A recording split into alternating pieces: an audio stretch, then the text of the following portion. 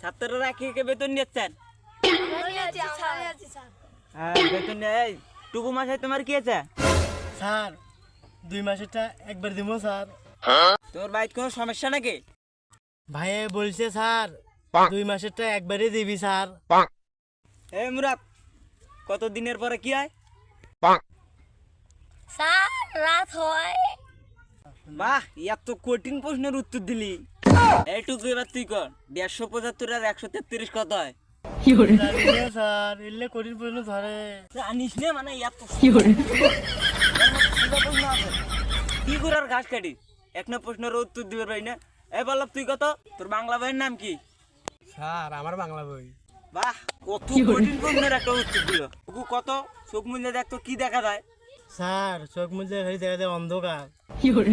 বেতন না দিলে তোরও জীবনে কে হবি? অন্ধকার। স্যার কালকে ভিতরে স্যার। কি করে?